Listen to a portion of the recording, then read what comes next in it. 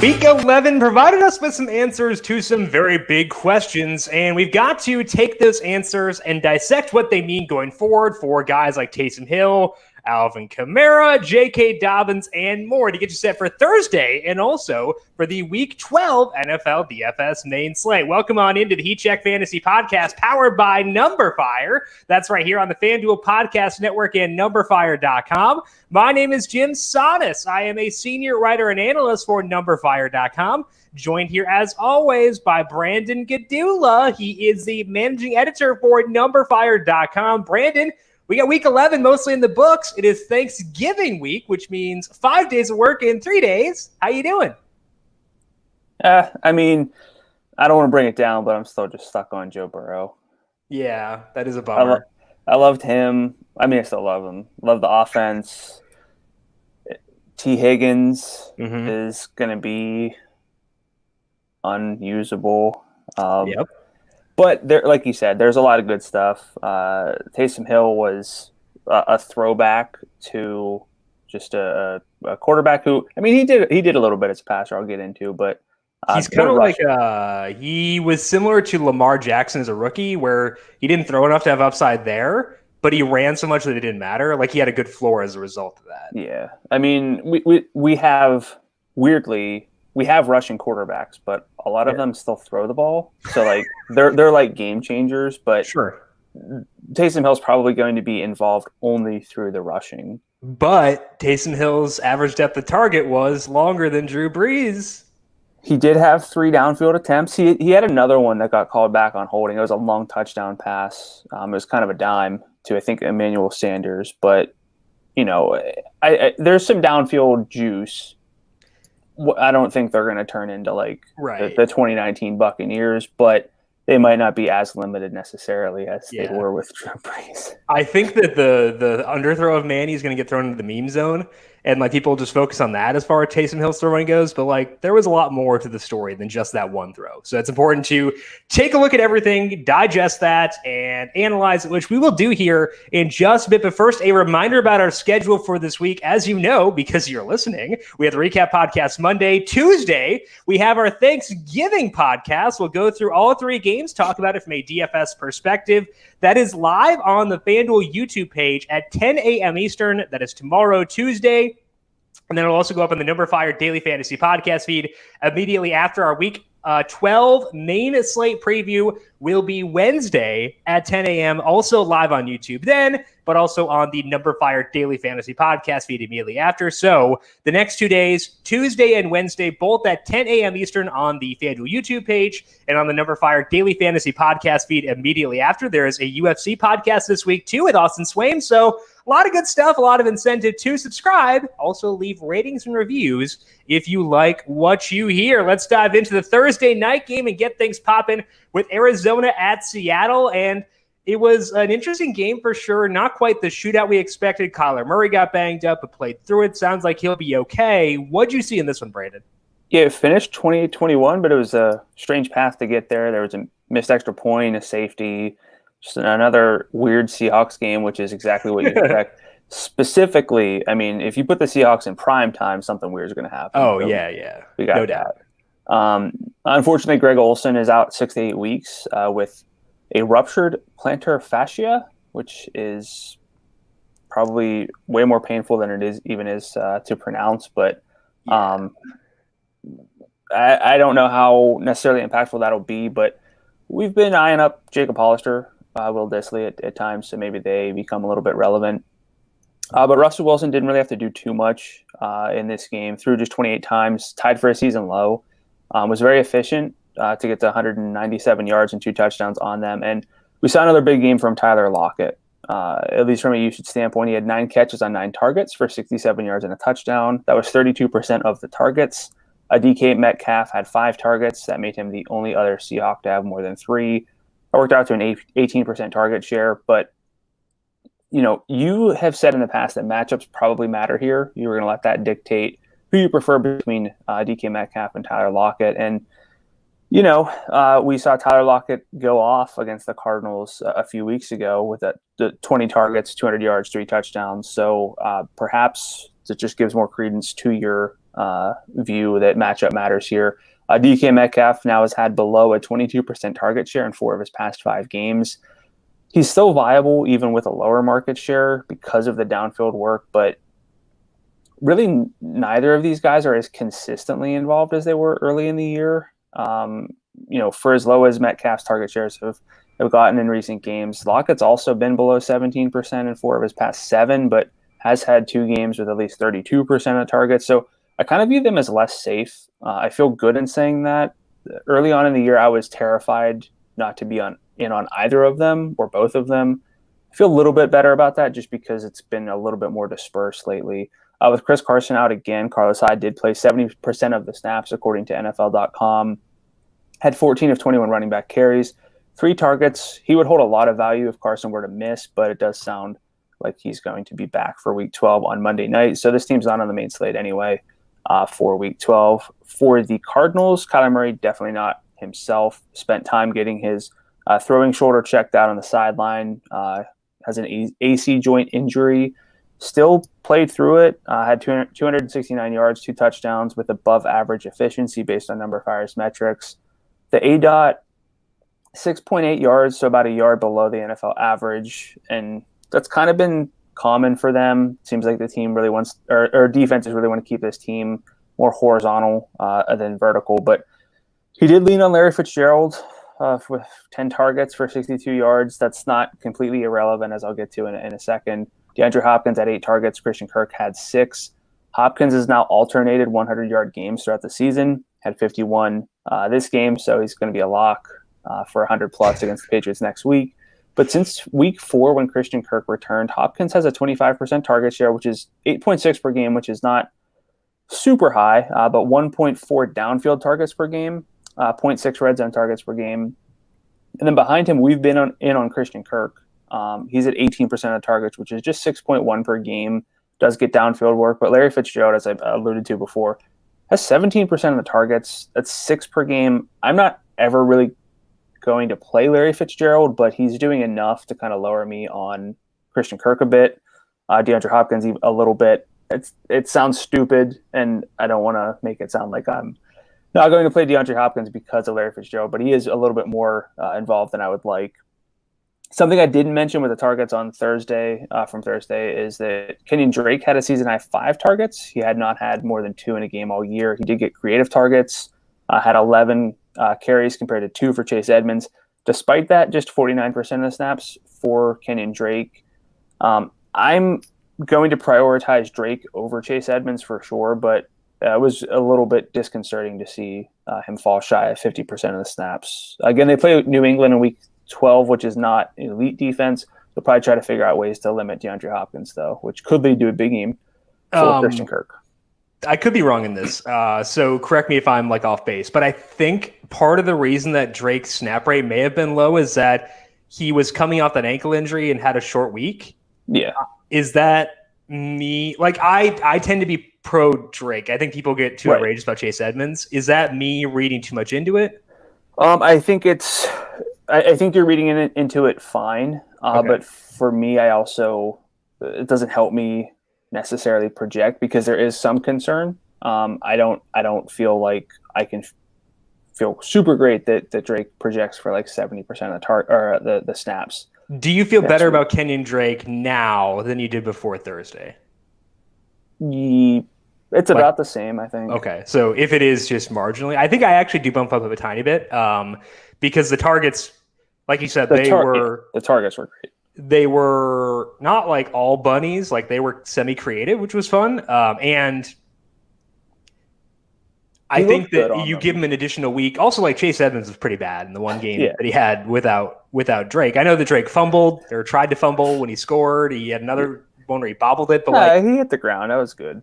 No, there's another one where the handoff later in the game. Yeah, the one where he scored, he hit the ground. But I kind of think I'm interested in potentially getting in low on Kenyon Drake. I'm not sure if the Patriots spot is the right spot to do so.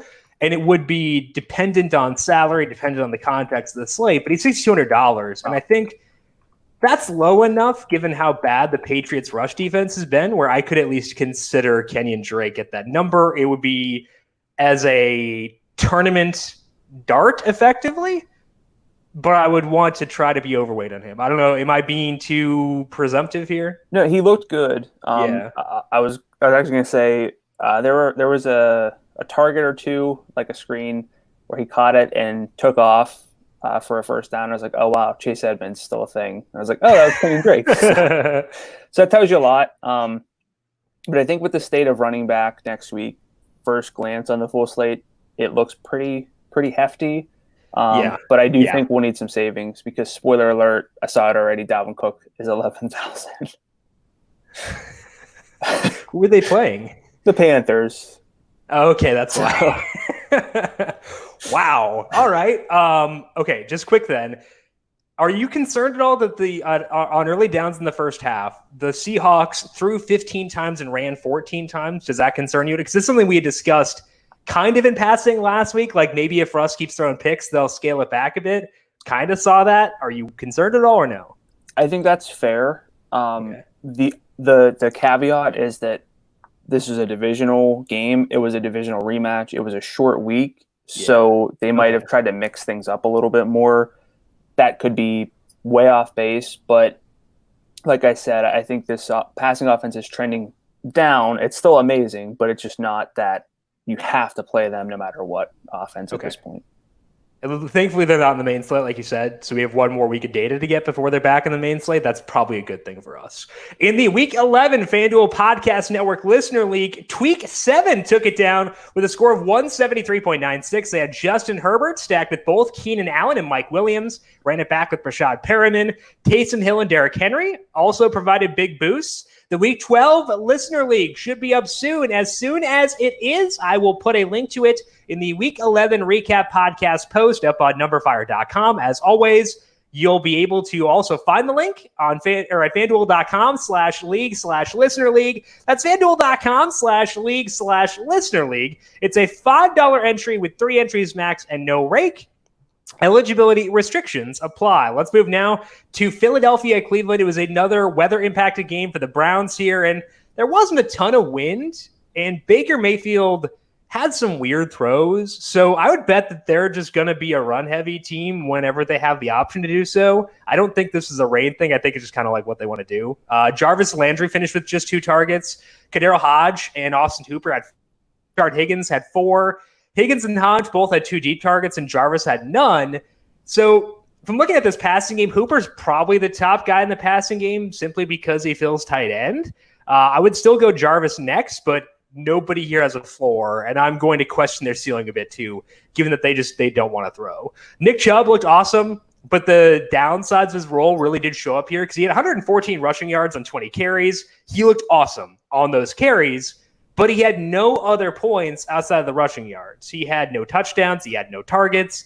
So I am still on board with handling Chubb as a slightly lesser version of Derrick Henry, where you figure out the odds he burns you for not using him and adjust your exposure accordingly. They get the Jags next week, so those odds will not be 0. Just putting that out there. Kareem Hunt had 13 carries and 1 target, so he's not on the radar right now. He had a fumble, or he couldn't quite get into the end zone on a goal line carry and then got another one later. So it's not even like you get all the goal line rushes for Nick Chubb, which is why he is not Derrick Henry. Like he's Derrick Henry light, but against the Jags, he can still burn you. Carson Wentz's poor play continued. He had negative 0.19 passing net expected points per dropback, per dropback. He threw 2 really atrocious picks. He was sacked 5 times. That was with Myles Garrett out. Now, Jason Peters and Lane Johnson missed time in this game because of injury. Jason Kelce got hurt and missed some time. Isaac Seumalo came back, but it was still bad even when you account for those injuries. And it's not like Peters and Johnson have been healthy all year and will just magically be healthy next week. We need to kind of treat this just like a bad offense. And that's tough because none of the pass catchers are getting good enough volume to overcome that. Dallas Goddard had 77 yards and a touchdown on 6 targets, but he's at a 19% target share in 2 games since their bye week. That is tied with Travis Fulgham and Jalen Reagor. And on a team that's bad, you kind of need more than 20%. You can consider Goddard because he's a tight end, but that's only because of position, not because what he's actually giving you is all that good. Doug Peterson said the Eagles would use more of a committee at running back, and it didn't really happen. Miles Sanders had 16 of 21 running back carries. His snap rate was 60%, so they kind of did. But he had 5 targets, which is 26 adjusted opportunities. So the role is like still fine. I think that it's like Miles Sanders is like Aaron Jones on a bad team. And I think that's probably the way that I would view him, which means that like he shouldn't be 77. I shouldn't have used Miles Sanders at 77 to begin with, but like he should come down from there just because this offense, the sample keeps getting larger on them being terrible. And that matters a lot. So I'm having a hard time getting there. Brandon, what about you? Where are you at on Miles Sanders, given the workload's been steady and it's been decent, but the offense is like, it's just a dumpster fire at this point. Yeah, I mean, basically the recipe for running backs is 2 things. Do you get work, and including targets, and are you on a good offense? And if one of those is a no, it's really hard to put up a huge fantasy game. And right now, he has a little bit of a workload concern, but the bigger concern is just the offense. And that's something that you can't really escape. It's not going to correct itself in 1 week. So we love Miles. I've really taken a 180 on him. Not that I hated him, but I think that I'm with you. I would not be that interested. I think that one thing you can do is take whatever you're projecting for James Robinson and multiply that by 0.85. Like he's 85% James Robinson, given the workload is lower and the team offensive abilities are similar. Yeah. That's as sad as that may be. It's bad. Yeah. Let's talk Taysom time, Brandon. Move to Atlanta at New Orleans. We talked about it briefly on Thursday's podcast, what we do with Taysom Hill if he were to start a quarterback, and it did pay off. But now we need to look forward. So Taysom Hill's not going to be a tight end, so we can kind of disregard that part. What did you see out of Taysom Hill as a passer here, and what does it mean for this offense in the future? Yeah, so, Sean Payton was a little tongue-in-cheek about whether Taysom was actually going to start. He's like, I didn't name a starter after the reports came out. But, so there was a chance that this was a little bit of a smokescreen, but it was all Taysom Hill, which I think is very, very noteworthy in itself. I think it's also noteworthy that the people who reported it were reporting it, like Adam Schefter reported it. And if Schefter reports it, it's gospel. And like he did. Yeah, so. Schefter's very good. Yeah. But look, the most notable thing about what Taysom Hill did is he ran 10 times for 51 yards and 2 touchdowns. If he's going to do that, rush 8+ times in high leverage situations, he will have some degree of DFS viability even as a quarterback. As a passer, he was actually pretty strong, 233 yards on just 23 attempts. So low volume, but that was over 10 yards per pass attempt. He had the highest expected completion rate through the 1 p.m. games, according to Next Gen Stats. I forgot to update that. But, either way, pretty solid. And in terms of passing net expected points per dropback, he was at 0.18. The NFL average is 0.14. He did this against the worst pass defense in football, but it's still viable. We could have easily seen him underperform the NFL average, even in a really good spot. That's not what happened. The average depth of target was just 6 yards. It's about 2 yards shy of the NFL average, but was 3 for 3 on downfield throws, passes traveling at least 16 yards downfield. And again, I saw a long touchdown pass called back on holding, but I think overall it was promising enough as a passer not to be completely out on this offense. And one player I didn't really feel the need to roster this week was Michael Thomas. I just figured wait and see. I don't think he'll really burn you, but he had 12 of 23 targets. That market share won't stick over half the targets, but I need Michael Thomas at like 30% because he doesn't get a whole lot of downfield work. But he actually did have 2 of the downfield targets. So I think the arrow's up on Thomas. I know Drew Brees is super efficient, but if Michael Thomas is going to get like 30% of the targets, maybe some downfield work, I'm fine with that, honestly. Next up was Emmanuel Sanders, who had 5 targets and that would-be touchdown. That's fine, but I would not really expect projectable safe volume for him or really anybody outside of Michael Thomas as usual. It's just what we've seen from this team for years now. A big issue to me is that Alvin Kamara had just 1 target and no catches. Again, only 23 attempts, but a disproportionate amount of Kamara's fantasy value comes as a receiver. If that's gone, if he's going to lose high leverage goal line carries, the salary has to come down for me to get in on Alvin Kamara. This feels like all of my concerns about Kamara that have dissipated with the goal line work are coming back. He did have a 7-2 carry split in favor or over Latavius Murray in the first half. He ended up with 13 of 25 overall. But again, I think the arrow's a little bit down on Kamara for me. They play at Denver next week. And then for the Falcons, just not great overall. No Marshawn Lattimore, but it didn't particularly matter. Julio Jones was limited with the hamstring injury in Week 11. He wound up with just 2 targets, played 35% of the snaps. After him, the targets were fixated on Russell Gage, who had 12 of 34. Calvin Ridley had 9. And Matt Ryan had just 232 yards on 37 attempts and took 8 sacks. So really, really tough showing here. Not a whole lot to draw from it, I don't think. Ryan's been good this year, but we have really seen him struggle without Julio Jones. He's at negative 0.06 passing net expected points per drop back in 4 games without Julio or with Julio limited. In that sample, Calvin Ridley does have 25% of the targets, 9.3 per game, 4.5 downfield targets per game. So we could see Calvin Ridley take over as that early season role that he had, getting a lot of downfield work and just a lot of work in general. Russell Gage is at 16% of the targets. Olamide Zaccheaus at 14% in these games. Hayden Hurst at 12%. They are hosting the Raiders next week, which would be a tempting spot. I think we have to adjust for the fact that Matt Ryan just has not been particularly good without Julio, but Calvin Ridley would be someone I have a lot of interest in. The good thing, I think, for their offense for that game is that the games where they didn't have Julio were Chicago, Green Bay, and Carolina. All those are decent pass defenses, and the Raiders kind of suck. So I think that it wouldn't get me on Ryan, I don't think, but like it helped me get to Ridley like aggressively, and Hayden Hurst too. I think would be at least in play. Given what they saw with him. Yeah, we'll take tight end.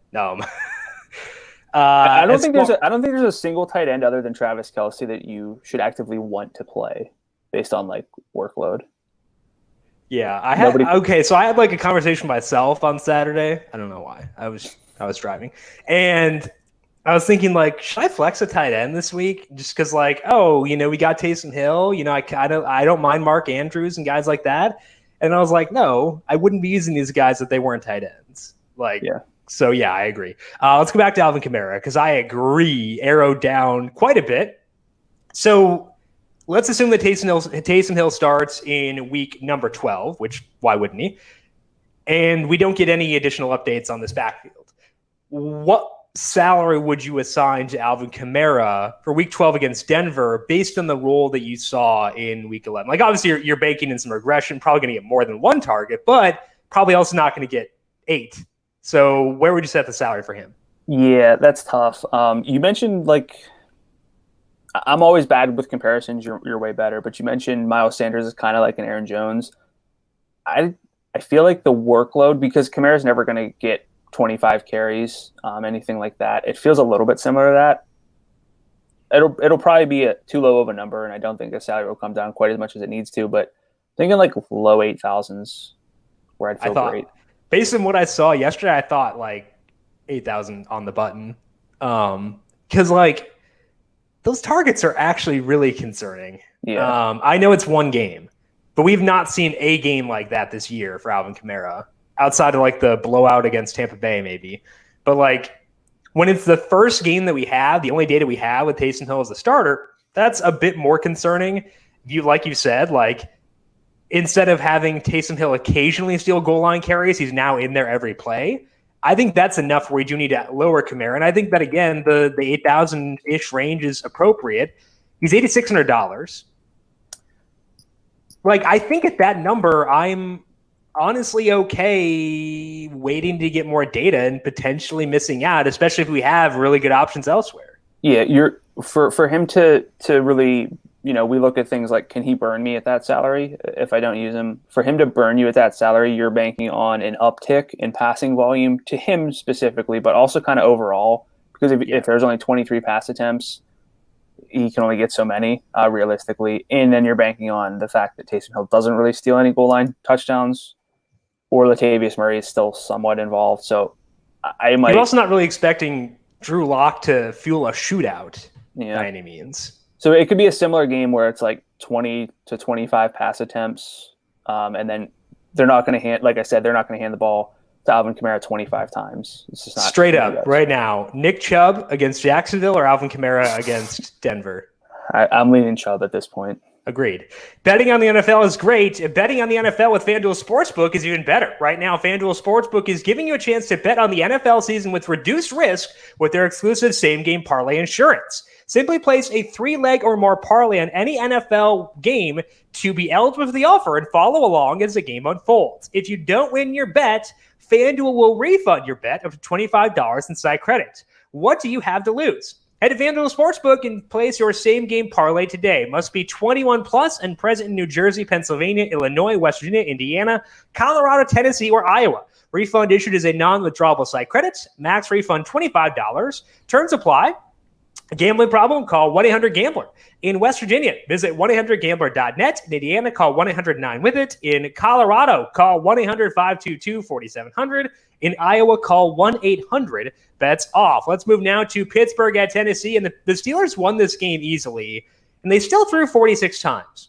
Ben turned that into 267 passing yards because he's Ben. But if they're going to chuck it that often, I can live with a lower ADOT out of him. So it's not enough to make me think they're a great offense. I know they're 10-0, so this is disrespectful. But, like, it absolutely boosts my willingness to use their receivers in DFS, especially because they keep confirming that Deontay Johnson is the guy here. He had 16 targets for 111 yards. That puts his target share to 25% with everyone healthy. Juju Smith-Schuster is at 22%, with Chase Claypool at 19%.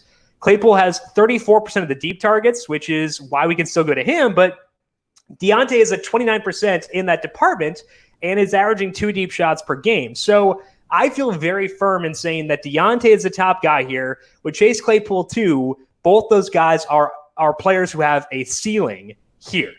Juju hurt his foot. He stepped on a penalty flag, which was kind of weird. That puts him at least in danger of missing Thursday. If he does, it would up the floor for both Claypool and Deontay. Claypool would be the bigger benefactor there because the floor is the main issue. I have no concerns around ceiling with Claypool. It's just the floor. And if he gets a boost to his floor, that makes him more appealing. So hopefully Juju's good. It was his birthday yesterday. Don't want him to get hurt on his birthday, but if he can't play, it would boost Claypool for me. Deontay's great. Eric Ebron has a 15% target share in this sample. He has 5 targets in all 5 of those games. He'll be in play on Thanksgiving. Their pass-heavy ways make him at least viable as long as his salary stays low for full slates too. And he would also get a bump if Juju has to sit. So keep an eye on that. Hopefully Juju is healthy, but if not, bump up Claypool and Ebron there. A very typical James Conner day.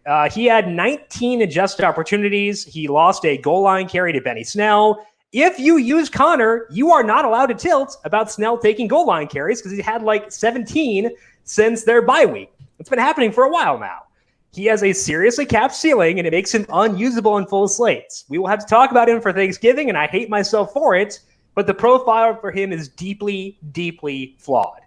Like, I see people tilting James Conner on Twitter, and it's like, what did you expect? Like, we've had 3 straight now great games for him from a matchup perspective, and he's done nothing. So what do you expect? James Robinson kept his thing going. He had all 17 carries and added 2 targets. If you look at the box score, you'll see that Devino Zigbo had 3 targets and Dario Gumbawale had 2, but all of those Zigbo's targets came on their final drive when they were down 27-3. So I wouldn't worry about that, and I'd keep status quo on Robinson. Better days for him are ahead when they're not facing the Steelers' defense. Jake Luton was terrible here. I think we can abandon the shtick about him being better than Gardner Minshew. He had negative 22.27 passing net expected points. Minshew should be back in the saddle. Tough matchup, though. I know. And last week he played a pretty good pass defense in the wind. He didn't look good. Minshew was throwing during practice this week, so it kind of took the wind out of the sails of the passing offense. DJ Chark had 8 targets, which is good. He's got a 21% target share in the games he has played this year, but he had issues with Minshew too. So I'm willing to use Chark, but Robinson is the only guy you can feel like good about here and who can sniff a core on this team or a cash game. But I think that despite our best efforts to make Jake Luton be good, we need to bump them up a bit when Gardner Minshew gets back. I'm sorry, Jake, for abandoning hope on you. I want to go back to the Steelers offense, Brandon. Let's talk about Claypool and Ebron. How would you view them if Juju were to not be able to go on Thursday? I mean, I would be higher on them because this is a spot where, we talk about losing a receiver can open up volume, but can hurt the offense. The Steelers offense does not revolve around Juju Smith-Schuster to be the game changer. They have multiple guys who that can be. So I don't really view it as a huge difference. And the thing is, you mentioned the pass heaviness. No matter what kind of split you look at, especially over like the past 5 games with these receivers healthy, Pittsburgh's just very pass heavy, whether it's a 1-score game, whether it's early downs. And I think that has a lot more appeal because usually pass rates seem a little flatter throughout the league. But lately, like we have some teams that just really want to run the ball. Like Tennessee, Cleveland, Baltimore, Minnesota, San Francisco. Like these teams just really want to run the ball like 60% of the time. So whenever you get an outlier on the other end with Pittsburgh in terms of passing, I think that has so much more value than it kind of has in past years. That could be a bad read for me. Maybe it has been just like this in past years, but in looking at the data, it's a lot more. It stands out a lot more this year. Despite that, I'm still pretty low on Ben Roethlisberger as a quarterback. Are you in the same boat there? If they were playing on the main slate, I would have no interest. Okay. But on the Thanksgiving slate, I think you have to have some interest. Do you want to guess James Conner's salary on Thanksgiving just for funsies? Assuming that everything's kind of boosted. No. Oh. Everyone except Connor was boosted apparently. Oh. He is $6,700. Okay, so then I would not have even guessed that low if I was trying to be low. That's like kind of appropriate. It's appropriate, yeah, honestly. Like he's a little bit he's $600 higher than Duke Johnson, but he's kind of Duke Johnson, like in a lot of ways. Like they both have ceilings, capped ceilings from a usage perspective. They both aren't going to get a long run. That's kind of appropriate. So maybe I was too harsh on James Conner, and maybe we'll have to change our tune this week. So this is a recent game, like a rematch. I'll try not to give away too much of the goods for the Thanksgiving pod, but he had 13.5 FanDuel points against them, but did score. So like, there are the Ravens, I should say. Unless DeAndre Swift is able to go because he is the best running back in football, there are no studs on the Thursday slate. So James Conner will be in play. But like we have to keep these concerns in mind and not go overboard despite the low salary. Let's move now to Detroit at Carolina. Speaking of DeAndre Swift, our heartthrob was on the sidelines. Hopefully he's getting healthy. Hopefully everything is good there. Our other heartthrob, Teddy Bridgewater, also on the sidelines. But shout out to Calvin Theobald, our video producer. His boy, PJ Walker, running the show and, ignore the picks. We got a quarterback win. Quarterback wins are not a stat until they work in our favor, and they work in our favor here. Kudos to you, PJ Walker, on your first career NFL win. Yes. Let's overlook the 2 end zone interceptions and look good. But Walker, tore up the XFL. Whenever we were breaking down the XFL, it was just all about PJ Cal, Walker. Before we even started recording, Cal was like, I don't need to listen. I'm just putting PJ Walker in. It doesn't matter. With DJ Moore, too. He was all over DJ Moore. Yeah. So I Cal was knows not. Something. I'm going to have Cal go fill out my lineups next week. Yeah. But okay, so he had the 2 costly picks, just a single touchdown. It was 24 of 34 for 258. So if you look at his overall passing and expected points per dropback, he was at 0.08, which is below the average of 0.14. But it's not fair to do this. But if you remove those 2 end zone picks, he was at 0.36. That would be over 32 attempts. But that number would be elite. So, it's not fair, but he was really good without those picks. So, as you would probably put it, the building blocks are there to keep this offense afloat if Teddy were to miss more time. We saw a resurgence from DJ Moore in this game. He had 11 targets, 127 yards. He threw a pass to PJ Walker. He also ran once for 21 yards.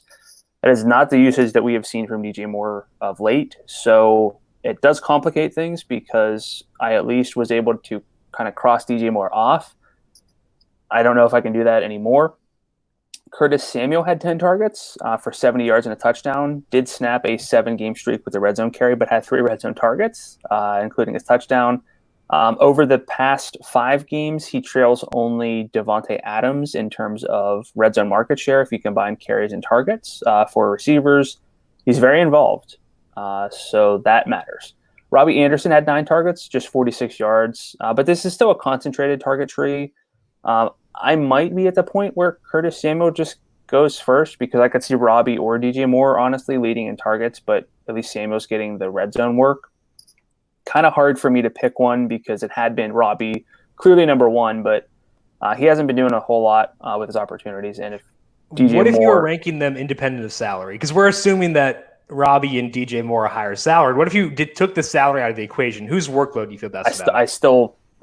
It might be Curtis Samuel because of the red zone work. Okay. So that could be a bad take, but I think the red zone work is sticky, so I'm not going to push back on that. I don't know if I think that it's sticky because of narrative, and it's just, I think I'm brainwashed by watching the Bills, but seeing them use Isaiah McKenzie like they do in the red zone makes me think that the Panthers are doing this intentionally with Curtis Samuel when the field gets small. So I think it's legit. Yeah, it's not accidental that he's getting those touches. It's not just random targets. It's like design plays for Curtis. It's not like that's all he gets either. Like you said, he had 10 total targets, and he had some downfield work too against in the Kansas City game. Like he had 109 yards or something like that. Like he's legit. Yeah.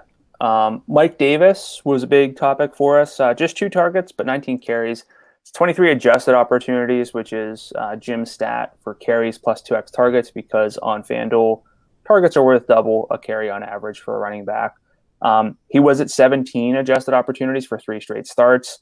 So it's a little bit better, but still not amazing. He was closer to 30 early on whenever he was starting for Christian McCaffrey. Did score just 79 yards. So the question was, really, will the workload get better? The answer was that it did, but not really. So he's, I'm just not quite there with Mike Davis anymore. I think that I needed to see more in this spot. I don't know how long Christian McCaffrey's out. They're at Minnesota next week. I don't know. I think he also lost some work to Rodney Smith, who, by the way, went to school in Minnesota. So if there's no Christian McCaffrey next week, narrative. There you go. Also, Teddy Bridgewater revenge game. Just putting that out there. Yeah. So I didn't see enough from Mike Davis to kind of change course from where I have been. For the Lions, just terrible all around. Matthew Stafford was not 100%. They didn't have Kenny Golladay or DeAndre Swift. We mentioned with Juju, where the Steelers offense can still kind of be the Steelers offense without Juju. That's not the case for the Lions without Kenny Golladay. Matthew Stafford is a .05 passing net expected points per dropback in games without Golladay now. That's difficult. He was really bad this week. Just 4 downfield attempts. The average depth of target was below 6 yards. I want to write this off. I just really hope that Swift and Golladay are healthy for the Thanksgiving slate, because if not, this is potentially a really bad offense. T.J. Hawkinson led with 7 targets. Marvin Jones and Jamal Agnew, a former cornerback, had 6 targets. But in the games without Golladay, in case it's relevant for Thanksgiving, which we'll get more into tomorrow, but 18% of the targets for Marvin Jones, which is only 6.8 per game, but combining downfield and red zone targets, he's averaging almost 3 per game there. Hawkinson is at 17%, 6.3 per game. So again, because he's a tight end, that's still high enough to keep him a little bit relevant. And then the running backs without DeAndre Swift, there wasn't a whole lot there, but Kerryon Johnson did outsnap Adrian Peterson 39-17 in negative script. 7 carries for Peterson, 1 target. Kerryon Johnson had 6 carries and 5 targets. So I'd honestly just prefer Kerryon if I had to, even if I was projecting positive script, because I don't really want to play Adrian Peterson. What's your level of concern on the Lions offense? Let's assume that there's no Golladay and no Swift. I think they just get floored, honestly, by Houston. I think that's the concern, because on paper, that's the best game to stack. Yeah. And if Detroit can't score, that's not going to happen. So I think they benefit from being at home. I think they benefit from Stafford being a week further removed from the injury. Well, I guess 4 days. Yeah. But that's a legit concern. If they can't, I kudos to Carolina's I don't know their defensive coordinator is, sorry. But like kudos to them for what they've done this year, given the talent that they have defensively. But like they shouldn't shut out the Lions. I don't care what the injuries are. Like that shouldn't happen. Like that's just brutal. So I mean, they're rolling out Marvin Jones, Jamal Agnew. Yeah. A banged up TJ Hawkinson, Adrian Peterson. They lost. How dare you disregard the catalyst of the offense, Danny Amendola. That's true. For not playing and his 3 1.5-yard targets. How dare you? Yeah, that's going to be a discussion point for Thursday, though. Hopefully, like there should be a practice injury report today. I don't think a team will practice, but like they put out an estimated report. Hopefully, we get Galladay and Swift limited at least, and then we can talk about them for Thursday. Let's move now to Tennessee at Baltimore. J.K. Dobbins got a usage uptick here. He had 15 carries and 2 targets while playing 45% of the snaps. Gus Edwards and Mark Ingram combined for 5 carries and 0 targets. So the snap rate was not good, but the usage is trending up, and he's talented. The floor here is going to be bad because like they could always go to Gus, they could go to Mark Ingram, and we have to note that with the Steelers being on deck, but I think that what we can say about Dobbins now is that he has a path to a ceiling, and that's a change. That's a legit change. So I would say he's kind of in the mold of Antonio Gibson, where the numbers will not look good from a usage perspective, but he can still come through because he is good. And I think that's important to note there, where Dobbins' floor will not be good. There is a path to a ceiling, though, and that's a deviation from where he had been previously. Lamar Jackson, just an okay day. He had 0.21 passing net expected points per dropback. That is a bit above average, but it also was against a bad defense. He ran 13 times for 51 yards. So the ceiling is still there. He's just not tapping into it as much as he had previously. So we can continue to use Lamar Jackson, but we don't need as much exposure to him as we did last year. Like the odds he hits that ceiling are not as high now as they were then. The issue with Lamar is stacking him because Mark Andrews and Willie Sneed led with 7 targets. 3 of those were deep for Andrews, so Andrews is fine, like he's usable at tight end. But Sneed, I think, is number 2 now. I think definitively number 2 in stacking on this team. Because if you look since the bye, which is the game where Marquis Brown complained about his role, Andrews leads with 24% of the targets. Sneed is second at 23%. Brown is at 14%. But Sneed also leads the team in deep targets at 35% and red zone targets at 31%. So Andrews is number 1. Sneed is definitively now number 2 for me. Brown is 3, and he'll be a hard play to justify unless you expect his role to change. So I am thinking arrow is up quite a bit on Willie Sneed and J.K. Dobbins. Arrow down into the dumpster for Marquise Brown. Derrick Henry paid off with the overtime touchdown again. He had 28 carries and 2 targets. He still is what he is. Handle him accordingly.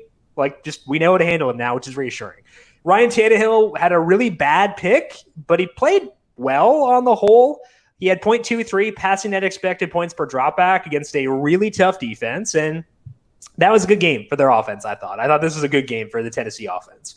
It's also good because we know where the ball is going, because A.J. Brown had that crazy, crazy touchdown because he's good, but Corey Davis went over 100 yards again. They both had 7 targets.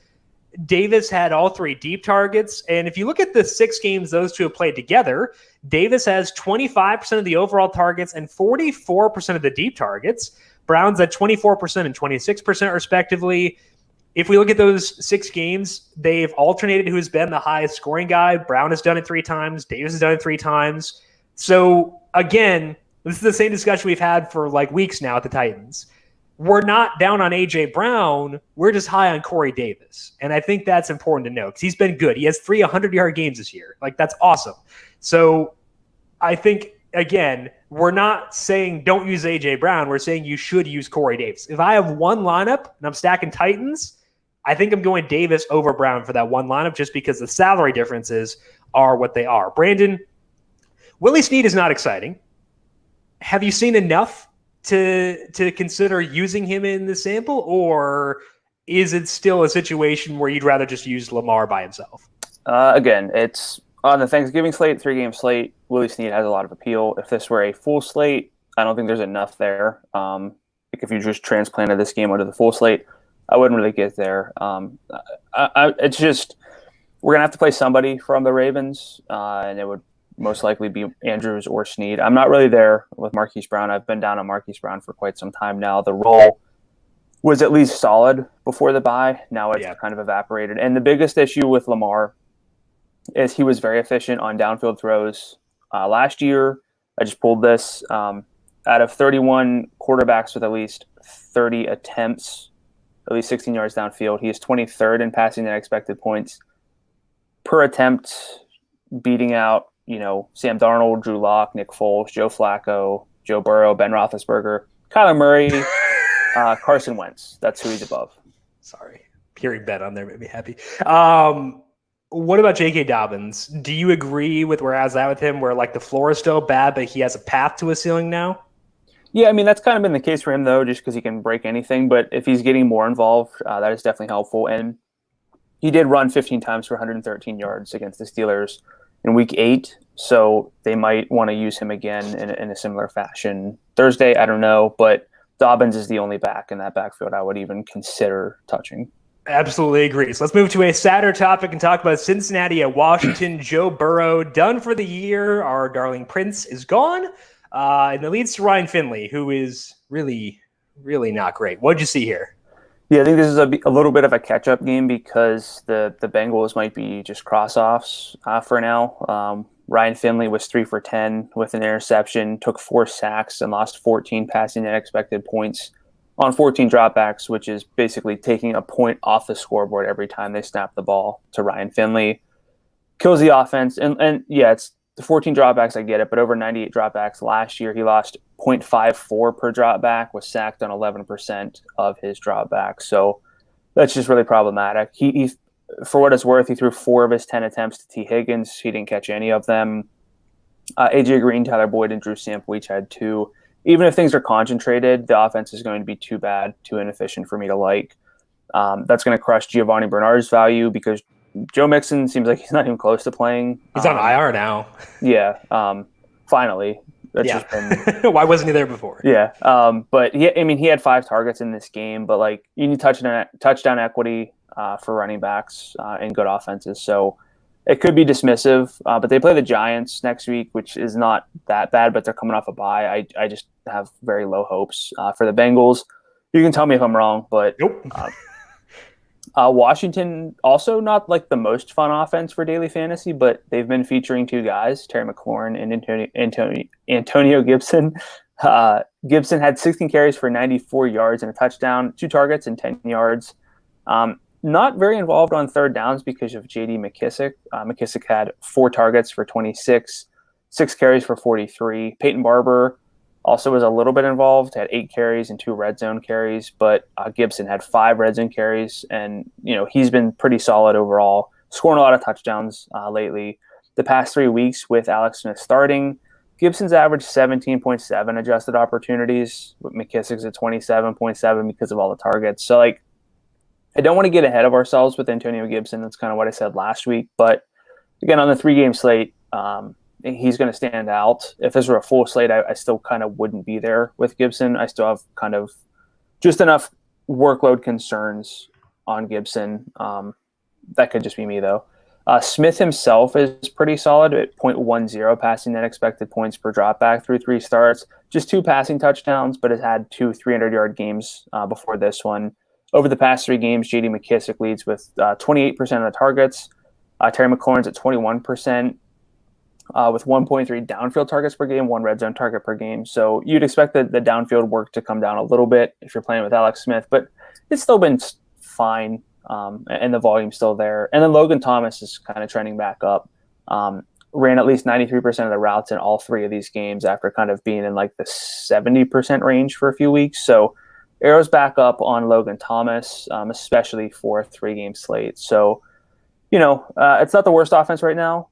I think Alex Smith is at least a little bit interesting on a small slate whenever there's not a whole lot of guarantees. And Terry McLaurin and Antonio Gibson both have a floor and a ceiling. I agree with you on Gibson. Like the reason he's been paying off is because of touchdowns, and like that's why on a full slate I don't want to bank on that. But like on a 3-game slate, like he's good. So I think I'm in agreement with you on him. And I find no reason to disagree with you on this entire game. So let's move now to New England at Houston, where Deshaun Watson was predictably incredible because he's good, and the Patriots aren't right now. And I think there are two takeaways from this. The first one is that what we talked about Thursday, where this defense doesn't need to be feared anymore.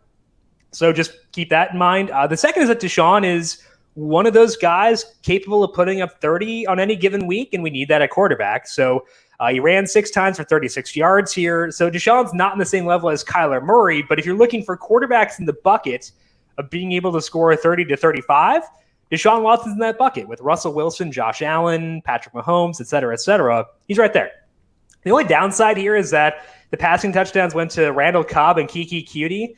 Jordan Akins also popped up with 6 targets, though both Brandon Cooks and Will Fuller still got to 80 yards. Like, that's the fun thing about them is even when they don't get great volume, they can still not kill you because the yardage is good. They're still the top 2 guys, but Akins is at least an option. He ran 26 routes on 47 pass plays. That's not where he was earlier in the year, but like he's a tight end. If we look at the games with Akins active, Will Fuller is at 20% of the targets. Brandon Cooks is also at 20%. Akins is at 13%.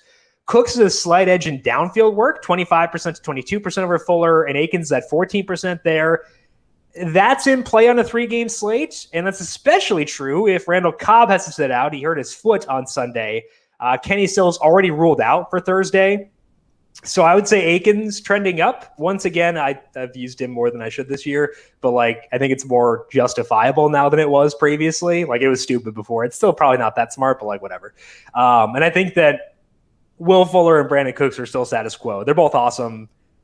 I have no real concerns about them. Duke Johnson, plenty of concerns. He had 10 to 13 running back carries and added 5 targets. That's basically his usage ceiling. CJ Prosise got some work, and Duke's snap rate went under 80%. We weren't using Duke when he had 90% of the snaps. We're not going to use Duke at 80%.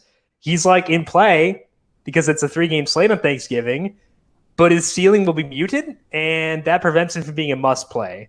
Like you would think a guy with an 80% snap rate on a 3-game slate would be a must play. He is not, because I don't think he can burn you for not using him. So there's that. Cam Newton looked good as a passer in this one, even when you adjust for the opponent. He had 0.37 passing net expected points per dropback.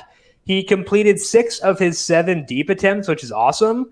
And that was with Jacoby Myers basically being non-existent. So as long as the Patriots are in a spot where they have to throw and the matchup isn't too tough, I think we can potentially trust the passing game here more than we have been. It seems like the offensive line is getting healthier, so I feel better about them than I have previously. And we potentially have 2 names worth considering in that passing game because, you know, Myers is not off the map after a tough play or a tough day, but Damiere Byrd is on the map now. He turned his 7 targets into 132 yards and a touchdown. If we look at the 4 games with Jacoby Myers since he emerged, Myers has a 30% target share with 35% of the deep balls. Byrd is at 18%, but a 47% share of the deep targets. And that's with 2 deep targets per game now. Things might get more spread out with N'Keal Harry getting 8 targets on Sunday, but I'm okay focusing on Byrd and Myers for now. Harry has no deep targets the entire year somehow, so like he's not going to steal the high leverage targets. I'd favor Myers between the 2, but Byrd is now on the map.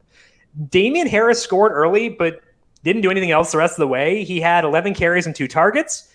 The interesting thing here and disappointing thing here is that Rex Burkhead hurt his knee and it didn't look good, probably done for the year. He was taking some goal line work from Harris. That could open things up for Harris, but I think more importantly, actually for James White. White played 56% of the snaps. Harris is at 37%. It wasn't a negative script, but the concerns around Harris's ceiling are enough to make him pretty tough.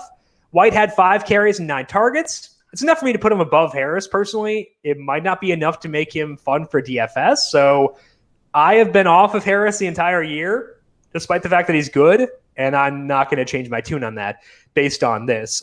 Brandon, what about you with the Houston passing offense?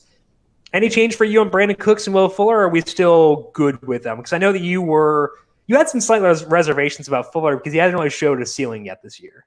Yeah, he's been like very consistent. Hasn't had like the Will Fuller game. Of course, they play on Thanksgiving, so you're gonna chase Will Fuller. My concern with the Texans is typically that they share touchdowns. It feels like that's not specifically true. If you look at the Will Fuller has a pretty significant portion of their touchdowns, but Brandon Cooks doesn't. So like Cooks might be a touchdown regression candidate, which I would have a lot of appeal for Thanksgiving. But I mean, they're both good plays. I target both of them, even on main slates, pretty heavily because, as you mentioned, Deshaun Watson just can pile up points. So no real change there. You have one lineup, Cooks or Fuller? I mean, Fuller's the better process play, but if I have one lineup on a Thanksgiving slate, I'm going to try to be sneaky, so I'm going to go with Brandon Cooks. Okay, let's move to Miami at Denver here. Again, quarterback wins don't matter unless they look good for us. So, or me, I guess. Drew Lock gets the W to a rough day. What'd you see here?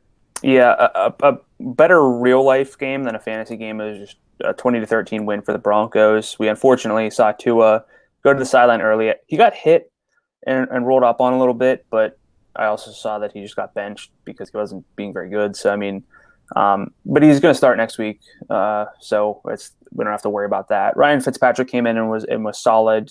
They've had pretty similar efficiency overall in the season. So I don't really view it as a change. Even if Fitzpatrick were to start, I'd probably prefer it because I think Fitzpatrick will throw more, but that's really about it. So it's not about the quarterbacks here. It's about really Devante Parker and Savon Ahmed. Parker's really good. Had 9 targets, 61 yards and a touchdown with a lot of nice grabs, kind of reminiscent of Cortland Sutton from last year, just kind of making things happen on his own. Jakeem Grant, Savon Ahmed had 6 targets. Mike Gesicki, Malcolm Perry each had 5. Over the past 3 games with effectively no Preston Williams, Parker has 25% of the targets, 3 high leverage looks, including 1.7 downfield per game. Jakeem Grant's at 19% of the targets, 1.3 downfield per game. Gesicki, 16%, 2 downfield targets per game, but it does feel like somehow all of Mike Gesicki's targets in this span came from Ryan Fitzpatrick late. He just hasn't been quite the same with Tua under center. Ahmed did play 66% of the snaps, had 12 of 14 running back carries, even with Matt Breida active. Ahmed had 6 targets, as I mentioned already. So I was a little bit worried that maybe Ahmed wouldn't get the targets that we saw Myles Gaskin getting. This feels a little bit just like Myles Gaskin part 2. So it's not the best offense, but I think it's okay. That's just the issue with spending down at running back. There's usually either offensive concerns or market share concerns. For Ahmed, it's mostly the offense, especially with Tua. They just don't they run the ball a lot, but you kind of want the team to pass to move the ball more efficiently and get more red zone chances. So that's kind of where I am. They're at the Jets next week, but I think the arrow's still up on Ahmed and Devante Parker specifically. The Broncos won, but did it in a not great DFS way. They ran 33 times and threw 30 times. That can work if it's concentrated in the backfield, but with the Broncos, it's not going to be, and it wasn't. Phillip Lindsay did have 16 carries to Melvin Gordon's 15. They were both right around 80 to 84 yards rushing. Melvin Gordon, though, scored twice, almost had a third, did fumble near the goal line. Neither of them had a target, so this is basically like too many Derrick Henrys somehow. I guess maybe like 2 Damien Harrises is probably more appropriate. Yeah, I'll go with that. Yeah. And it's weird because, Phillip Lindsay can catch the ball, but so can Melvin Gordon. They just didn't really use him that way, and they haven't been overall. So this is just not a good enough offense to chase them. Drew Lock somehow got to 270 yards on his 30 attempts, but 61 of those yards came on a last-second play to waste the clock. You guys freaked me out because I was watching a different game, and I saw on Slack, and on Twitter, oh, Drew Lock padding his stats. I had the under on 20.5 points of the Broncos, which thank you, Melvin, by the way. But I did not deserve to win the bet. However, I thought that he threw a touchdown late, and I was like, oh no. I was already celebrating that I had gotten this, and I was like, Drew Lock, I stood behind you when you've been the worst quarterback in football, and now this is how you treat me. But then it wasn't a touchdown, so we were okay. I thought I was going to have to swear him off. It almost was. And for anyone who didn't see it, there were 4 seconds left on the clock. It was 4th down, so they didn't want to risk getting a punt blocked or anything. So you would think Drew Lock would drop back, throw the ball out of bounds. He threw it downfield to Tim Patrick, who caught it. So, I'm sure something swung on that, but thankfully I wasn't involved in that. Tim Patrick, speaking of him, did get 8 targets, same as Jerry Jeudy. KJ Hamler had 6. Noah Fant had 5. It's about expected for this team. they have a top quartet, but they don't really feature anyone in particular in terms of targets. But Jerry Jeudy is the guy if I had to pick one. If you look at the past 3 weeks with Tim Patrick and KJ Hamler back, Jeudy has 24% of targets, which is 10 per game, 4.3 downfield per game. If you look, he has 4, 6, 3, and 4 downfield targets over the past 4 weeks with 0, 2, 1, 1 red zone targets. Like, I'm not going hard at the Broncos, but Jerry Jeudy's getting a lot of high leverage looks, and that's at least a little bit relevant. They play the Saints next week. Maybe Marshawn Lattimore's still out, I don't know, but Jeudy at least is the one guy I would play if I had to. Yeah, and I think the downfield work is significant there. Name that salary for Devante Parker against the Jets. The Jets are playing like, I think their secondary might be all rookies except for like Marcus May. Like, name that salary for Devante Parker in that spot. So I want to get higher, but I know that we're still looking at a Tua-led offense where passing volume is going to be somewhat depressed. So I probably couldn't roster him if he was above 68. I think I was going to say 66. Maybe I was like, I let in too excited. But he's 65. Okay. I think that's going to be, assuming I can get there, like get in that range after I get my running backs. Like, play Dalvin Cook. I don't know. Yeah, right. That's all 5,000 and 4,000 wide receivers. That'll be fun. I think that's a good spot to go to Devante Parker because his role has been rock solid and he's good, and that matters. Speaking of the Jets, let's talk about them against the Chargers here. And somehow the Chargers found a way not to cover because they're the Chargers. But it's good because it allows Justin Herbert to keep throwing. He had 0.29 passing net expected points per dropback. And again, more importantly, he threw 52 times in a positive script. This is a legitimately fun passing offense for DFS. Like, people roast Anthony Lynn all the time, but he's realized that Justin Herbert is good and is using him. Like, we should give them praise for that. Keep leaning on your good players. Justin Herbert is a good player. They're using him a lot. That's a good thing. Air up on the Chargers as a whole. We also know how to handle the pass catchers because Keenan Allen had 19 targets. He has 11 or more in 4 of 5 games since their bye week and everyone's been healthy. He has 100 yards in 3 of those. Mike Williams had 72 yards and 7 targets. Both he and Hunter Henry scored, so everyone was happy here. We can keep the status quo with this one. Keenan Allen is the cash game option. Henry is a solid tight end, and Williams works in stacks and game stacks. I feel no need to expand beyond that. Austin Eckler could be back next week. There have been hot rumors that he might be back in week 12, but no lock yet. If he doesn't, Kalen Ballage looks like a clear featured back. He had 16 carries, 9 targets, and a 67% snap rate. He had 5 carries and 3 targets inside the red zone. I would go back to Ballage again if Eckler were to sit, but I think the broader point here is that, like, it's kind of like we talked about with Christian McCaffrey when he was coming back the first time.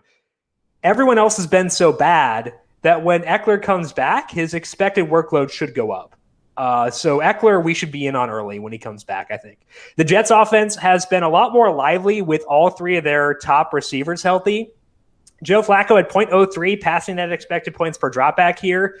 If we look at the past 2 games combined with everyone healthy, he's at 0.28. That's not going to stick. But they were at negative 0.18 before that. That's big because it means they will score points, and their secondary, again, is starting 2 rookies at corner. So we want to use opposing teams, but we also want the Jets to keep pace. I think the odds they do so are better now with everyone being healthy. And it does help that, maybe Sam Darnold's back. I don't know if that helps, actually. But, like, Sam Darnold might be back next week, so we'll see. Problems they're facing in Miami, whose defense is really good. So I think the Jets are better than they were previously, and that's a good thing. That also means we can feel better about chasing Denzel Mims' volume. In the 2 games with all 3 healthy, Mims actually has 8 targets in both. That's a 31% share. Rashad Perriman's at 21%. Jamison Crowder's at 10%. Mims also had 6 deep targets on Sunday alone, while Rashad Perriman had 3. So Mims is going to have a big day here pretty soon. I was out on him before because the offense is so bad, but I'm in on him now. I'm changing my tune here on Denzel Mims, and I'll buy in. Rashad Perriman's second on this team. Jamison Crowder is third. And I feel pretty good about Mims, and I'm okay with Perriman too. Well, Michael Pirine got banged up. He was ruled out for the game with an ankle injury. So Frank Gore got 15 carries, but Ty Johnson had 6 targets. We can still avoid this backfield even with the offense trending up, but I think the passing game is much more interesting than it was before. Brandon, let's say Austin Eckler sits next week. Did you see enough from Kalen Ballage to go back, or are there concerns there for you? I mean, it's just, a pretty solid workload in what I think we're both treating as a really good offense. So that has more appeal than some of these other backs that we're kicking around, like considering someone like Ahmed specifically, assuming they're relatively in the same ballpark in salary, it'd still be Ballage for the offense. Like that matters so much. Ballage's salary went down. He's $5,500. Okay. So looking forward to burning more lineups next week. Let's move now to Dallas at Minnesota. Dallas is on the Thanksgiving slate. Minnesota faces Carolina. What did you see in this one? So we were both, or at least I was, I don't want to put words in your mouth, but it seemed like we were both a little bit more intrigued by Dallas than it seemed like other people were, just because Andy Dalton was back, and Andy Dalton has been better, or at least not as bad as the other quarterbacks since the Dak Prescott injury. We got 59 total points, 31-28 win for the Cowboys on a late Dalton Schultz touchdown for the Dalton connection. But overall, Andy Dalton, I should specify, was pretty good. 203 yards on 32 attempts, so didn't really light it up in terms of yardage, but had 3 passing touchdowns. Good for 0.19 passing net expected points per dropback. He's now at negative 0.01 passing net expected points per dropback on the year, which is obviously below average. Average is actually 0.14 because passing's pretty efficient, but it's about a third of a point per play better than what they had with Garrett Gilbert and Ben DiNucci. So it is an upgrade, and that matters specifically for the Thanksgiving slate. The targets also were concentrated on the usual suspects: 7 for Amari Cooper, 6 for CeeDee Lamb and Dalton Schultz, 5 for Michael Gallup. Lamb also had 2 carries. 1 downfield target each was available for Cooper, Lamb, and Gallup. It's more of a horizontal offense now. Dalton's ADOT on the full season is 6.1 yards, but if you look specifically at the market shares, it's good enough to feel somewhat fine for the Thanksgiving slate from Andy Dalton. Amari Cooper has 22 or 23% of the targets from Dalton on the year. CeeDee Lamb's at 22%. They couldn't be much more different in efficiency. I know it's a small sample, but Amari Cooper way more efficient on his targets from Andy Dalton. CeeDee Lamb not quite so much, but Michael Gallup is at 14% of targets with a 13.7 yard average depth of target. That's the same target share as Ezekiel Elliott and Dalton Schultz from Andy Dalton. So, I mean, we know where the ball's going. Dalton's somewhat viable, but I would rank the receivers, Amari Cooper, CeeDee Lamb, Michael Gallup in that order. Gallup specifically I'm sure you and I will play way too much for the Thanksgiving slate because of the volatility in the downfield work. Ezekiel Elliott had his first 100-yard rushing game of the season, got to 103 on 21 carries, just 2 targets for 11 yards, but did score. By comparison, Tony Pollard had 5 carries for 60 yards and a long touchdown, but surprisingly no targets. Zeke played 70% of the snaps. This might be close to the best case for Elliott in this offense, meaning he likely won't burn you for not using him, but he's also not just someone that you cross off from the start. So I think the arrow's up on Elliott, but that doesn't mean he is the same as usual. They play on Thanksgiving. I think the arrow's up on this offense. I was hoping a little bit that they wouldn't do it quite so much the week before so we could jump on, but they did, so we'll have to adjust. But for the Vikings, we all love Dalvin Cook. The volume was there. 27 carries, 5 targets, 160 total yards and a touchdown. The reason that we like Cook is that he can get 25-plus carries and still have room for targets. He also has the ability to break long runs. He will not be scripted out if they trail. I think until Christian McCaffrey's back, which might be next week, I don't know, but Dalvin Cook is the lone wolf RB1 featured back. There's nobody else in his tier for me right now. I was not in on Adam Thielen. I thought his salary was too high. The reasoning being that Justin Jefferson had actually a better target share since then. They're both at 6 targets per game since the bye just because of this offense, but they get downfield work. And Adam Thielen gets red zone work. Adam Thielen was the biggest touchdown regression candidate at receiver entering the week. Went out and had 2 more on 123 yards and 11 targets. Justin Jefferson had 5 targets for 86 and a touchdown. But If you look at them since the Week 7 bye, Thielen's now at 6.8 targets per game with 3.8 combined high leverage looks. Jefferson's at 5.8 with 2 downfield but no red zone. So the red zone work is the real differentiator. I was kind of treating them as there wasn't a huge gap between them because they were getting similar downfield work and overall volume, but it's the red zone work for Thielen that puts him above. And again, Kirk Cousins does throw it deep at a high rate. So it's a pretty easy offense to figure out. It's Cook, it's Thielen, and then it's Justin Jefferson. And they play Carolina next week. So 11,000's high for Dalvin Cook, but like you said, he earned it. So we're going to have to find ways to jam that in next week. On the Cowboys side of things, I'd agree with your ranking of the wide receivers. I think that like efficiency matters at a certain point, and like when the gap is as wide as it is between Amari and Lamb, like that kind of is impactful. So I think I'd agree with the ranking where it's Amari 1, Lamb 2, Gallup 3, and I'm willing to use all three on a 3-game slate.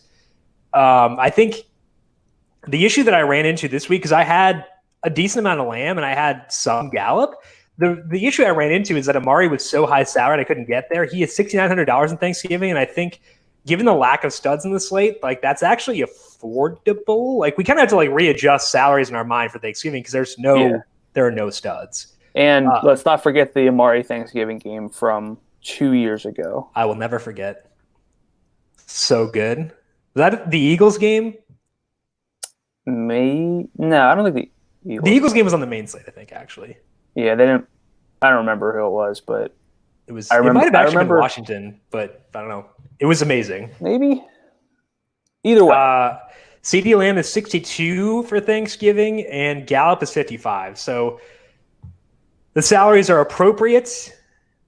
Like you said, probably going to talk ourselves into Michael Gallup against better judgment. Let's move to Green Bay at Indy. Really fun game. And some potential impactful takeaways because the Colts continue to ride the hot hand at running back. And this time, the guy was Jonathan Taylor. He had 22 carries and 4 targets. He had not exceeded 12 carries since week 4 before this game, and he got 22 here. The 4 targets were as high or tied as high since week 1. He played 53% of the snaps after playing 24% last week. It was his first time above 50% since their bye. So I don't know how to predict this backfield. I do know that Jonathan Taylor is the guy I'm most willing to chase. He can't be a core or a cash game play, but I think you can go back to taking swipes at him in tournaments in hopes that the uptick sticks. So just know that they can pull the rug out from under us at any time, but like he could do something. Just be aware. Just be aware. I'm gonna cut you off. What's the salary for Taylor? 63? He's 64. Okay. What did you think? I think that's fair. I think he'll probably be more popular. I don't know if I'll have any Jonathan Taylor at that number, though. Who are they playing? The Titans. Yeah. No, not a single person can convince me that Jonathan Taylor will have this same role next week. There's no reason to believe that that's the case. I mean, if you were convinced by it, it'd mean that you're just very gullible at this point. I would still think that he's worthy of exposure there, but if he winds up being popular, I would try to be underweight while still getting exposure. If that makes sense. That's fair. Okay. And like that's good to have Jonathan Taylor be viable because Michael Pittman's appeal took a hit here. He had a long touchdown, but just 3 total targets. He has a 16% share in the 2 games that T.Y. Hilton, but they were also facing some really tough cornerback play here, and they will not face that next week. And even in those 2 games with the 16% target share, he has 66 and 101 yards in those 2 games. Hilton's max is 69 this year. So given the talent, I will consider Pittman, but it's similar to Taylor where he can't be a core play or a cash game play.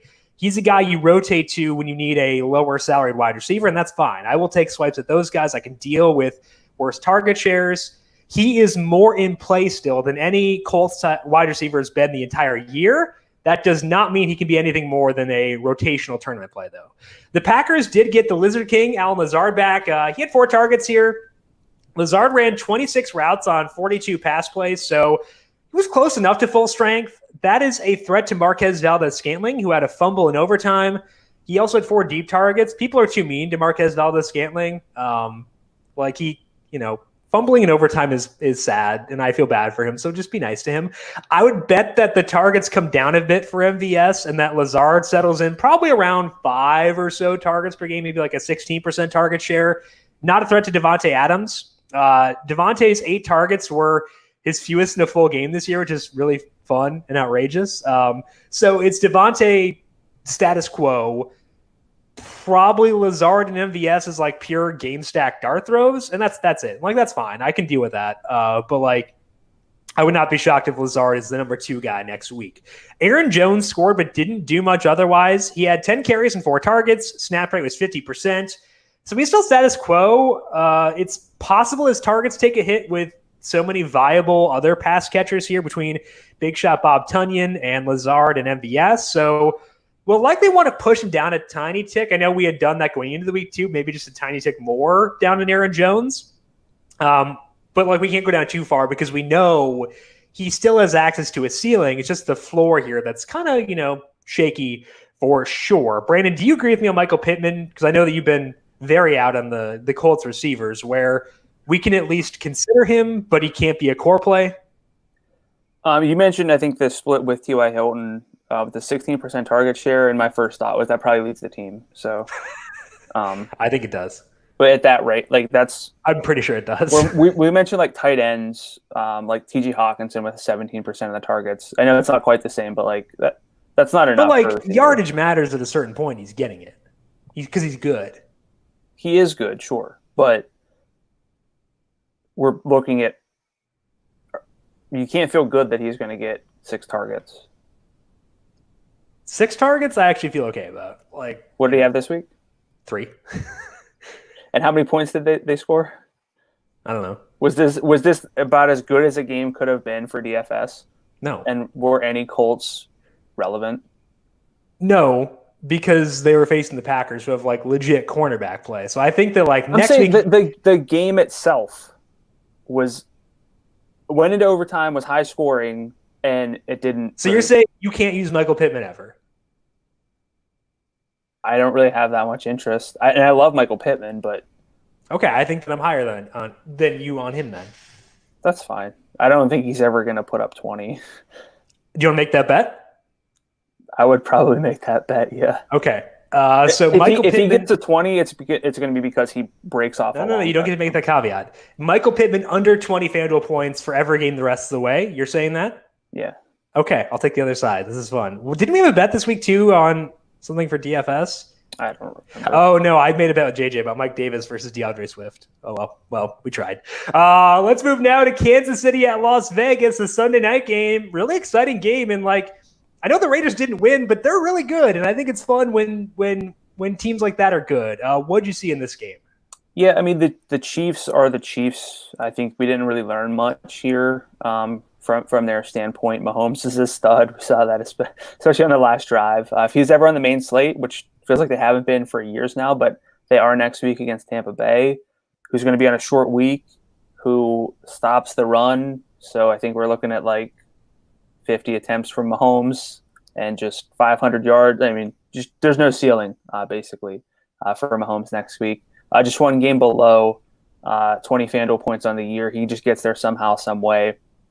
And he's doing it through the 2 top pass catchers. Tyreek Hill had 14 targets for 102 yards and a touchdown. Travis Kelce had 10 for 127 and a late touchdown. Only Demarcus Robinson, who had 8 targets for 44 yards, had more than 4. Robinson's been the guy with Sammy Watkins injured. If you look at this team since week 6 without Sammy Watkins, Hill has 27% of the targets with almost an 11-yard ADOT. It's 10.2 targets per game, 2.2 downfield, and 1.8 red zone targets. I was fairly low on Hill for most of the season, but I'm back. If you look at his game log, he's had 10, 6, 18, and 14 targets his past 4. It's pretty wild for Tyreek Hill, who's usually more of a low-volume guy. Travis Kelce's at 23% of the targets in the sample. It's 8.8 per game, 2.6 high leverage looks combined. He is the only tight end I want to play. I know the salary makes it difficult, but his workload is just such that I have to view his salary plus like mid 5,000 receiver and compare that to the equivalent of like a higher salaried receiver and then taking a stab on a low upside tight end in like the 5,000 range. So he's the only guy I do that with George Kittle hurt. Mecole Hardman, Demarcus Robinson are next up with 11% target shares. They're not in play on full slates. Clyde Edwards-Helaire doubled up Le'Veon Bell pretty much everywhere. 14-7 in carries, 2-1 in targets, 2-1 in touchdowns, but 51% of the snaps. Did have just 18 adjusted opportunities in a pretty good game. This offense is amazing, but they want to throw. Looking next week to Tampa Bay, I don't expect too much from Edwards-Helaire, so I'm still kind of low on this backfield, and I just love the passing offense. Might be an oversight on my part, but Edwards-Helaire is not the featured back. So like he's featured in the backfield, but he's not a full-on featured back, is how I'd say it. For the Raiders, Josh Jacobs played 75% of the snaps, had 17 carries, but just 1 targets. I think he's like in the probably like a 4th tier of running back. I don't really know how you'd slice it. It'd be Dalvin Cook, Christian McCaffrey probably in that tier, but like I don't know. I think he's fine. I think there's a floor. I think the stealing is somewhat capped because last week we saw him not be involved late whenever they were ahead too much. So like, well, he'd already scored like 27 points, right? Though. Yes, but it reminds me of Dalvin Cook from years ago. Whenever they would just he would get his 2 touchdowns. He's better in closer games. He'd get 25 and then just be done in the 4th quarter. So that there are concerns around Josh Jacobs. The arrow goes up on Josh Jacobs when they're in a tight game, I think. Yes, which is what this was. He played 75% of snaps. Still wasn't the best overall workload, though. So like he's not perfect. But he's also not someone that you just kind of gloss over. Derek Carr was very efficient in this game at 0.52, passing net expected points per dropback, which was actually better than Patrick Mahomes in this game of 0.45. Both were absurdly efficient, so like it is what it is. He's at about the league average in downfield attempt rate in this game against the top 5 adjusted pass defense. So like he didn't do it all just underneath. And Nelson Aguilar was kind of a standout here. He was the wide receiver 1 in this game, had 29% of the targets, 9 of the 29, 3 downfield and 3 red zone. Only Darren Waller with 7 targets had more than 3 for this team. So if Carr is going to concentrate the work on those 2, that helps. 11 total Raiders had a target, and again, there were only 29 to go around. So that's tough. But since Henry Ruggs' return in week 5, Darren Waller is it's 26% of the targets, almost 3 high leverage looks per game. He's really good for a tight end, but he's been like half as efficient as Travis Kelce. I've looked at this for regression candidates. The volume's kind of similar, but he's just not Travis Kelce by any means. Nelson Aguilar's at 17% with 3 high leverage looks per game, and then it's Ruggs and Hunter Renfrow at 11%. So kind of similar to the Chiefs with like 2 guys viable and then nothing really behind that.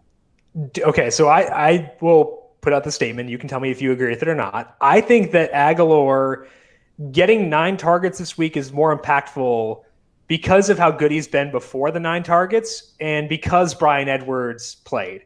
I think that those 2 factors to me say I can buy more into what Nelson Aguilar did this week than I have in any other week before this point. Do you agree with that?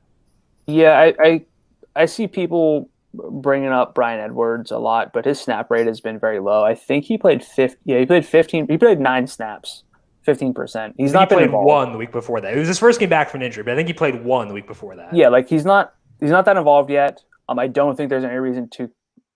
A lot of people like Bryan Edwards as a talent.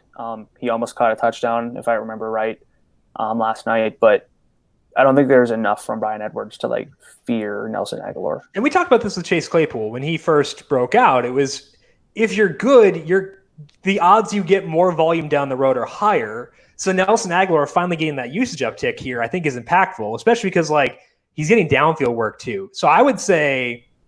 And it's a massive quarterback upgrade for Nelson Aguilar. So you're right. So Aguilar next week on the road against the Falcons, probably a game that we're going to want to stack. Name that salary for Nelson Aguilar next week. I have no real idea because he's probably going to be a spot where the salary's not as high as it should be because the workload's good. I'm just gonna throw out $6,000. I said $5,900 in my head, and he is $5,200. So I know what I was anticipating. It was also Sunday night game, so Yeah. So he didn't get the usage bump there or the salary bump there. I would say like that's all. Like a fringe core play. If you want to get Dalvin Cook and feel good, that's going to go a long way. He will be a focal point as far as trying to find value receivers to help us get to Dalvin Cook. Nelson Agholor will be one of those guys. So that's going to be like a Kelsey's 8,000 next week. So I can get like Kelsey and Agholor or Julio and whoever's 52 at like Irv Smith, Austin Hooper. I will also say just throwing it out there. Yeah, not Julio. There is mild concern about the Chiefs having to face the Buccaneers defensive line with no Mitchell Schwartz, who is on IR. They're facing the Raiders. That's a different matchup. So I will just put that out there. I'm not going to avoid the Chiefs, but I'm just, as a Mitchell Schwartz fanboy, I must put that out in the ether that does concern me at least a tiny bit for next week. But Nelson Agholor will be fun.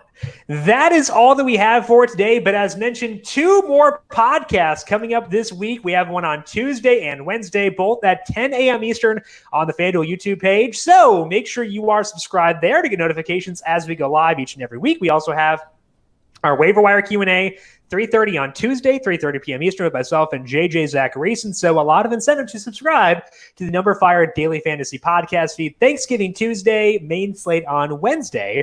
Also will be posted on the numberFire Daily Fantasy Podcast feed immediately after. Brandon, if people have questions for you on Twitter, where can they find you there? I'm at Gadula13, GDULA13.